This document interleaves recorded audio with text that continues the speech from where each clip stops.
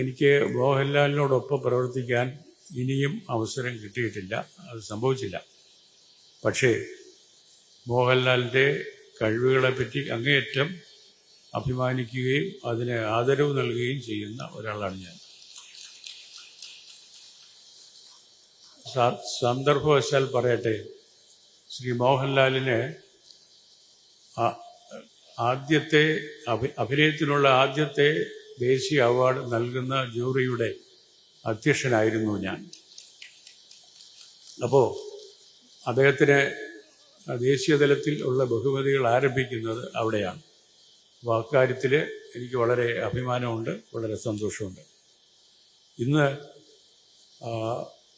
2 ദശാബ്ദം മുമ്പ് ഈ അവാർഡ് എനിക്ക് ലഭിക്കുമ്പോൾ ഇതുപോലെയുള്ള ആഘോഷങ്ങളോ വലിയ ജനങ്ങൾ മുഴുവൻ പങ്കെടുക്കുന്ന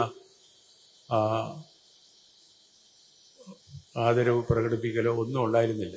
ഇപ്പോൾ നമുക്ക് നമ്മുടെ ബഹുമാനപ്പെട്ട മുഖ്യമന്ത്രിയും നമ്മുടെ സർക്കാരും പ്രത്യേക താല്പര്യമെടുത്താണ് അദ്ദേഹത്തിനെ ഇതുപോലെ ആദരിക്കുന്നത്. അതിലെനിക്ക് നിങ്ങളെല്ലാവരോടൊപ്പം എനിക്ക് വളരെ സന്തോഷവും അഭിമാനവും ഉണ്ട്. നമ്മുടെ മലയാളത്തിൻ്റെ വലിപ്പം ഈ വേദി പങ്കിടുന്ന ഓരോരുത്തർക്കും അറിയാം, ഈ സദസ്സിലുള്ള ഓരോരുത്തർക്കും അറിയാം. ഇത് പ്രതിനിധീകരിച്ച ആളാണ് ശ്രീ മോഹൻലാൽ. മോഹൻലാലിനെ സംബന്ധിച്ചിടത്തോളം എനിക്ക് തോന്നിയിട്ടുള്ളത് ഓരോ മലയാളിക്കും തങ്ങളുടെ സ്വന്തം പ്രതിബിംബം ഈ നടനിൽ കാണാൻ കഴിഞ്ഞിട്ടുണ്ട് എന്നാണ്. അതുകൊണ്ടാണ് അദ്ദേഹം നമുക്കെല്ലാവർക്കും, നമ്മുടെ മലയാളികളായ അവരെവിടെ ജീവിക്കുന്നവരായാലും അവരുടെ എല്ലാം സ്നേഹപാത്രമായിട്ട് മാറാൻ കഴിഞ്ഞത്.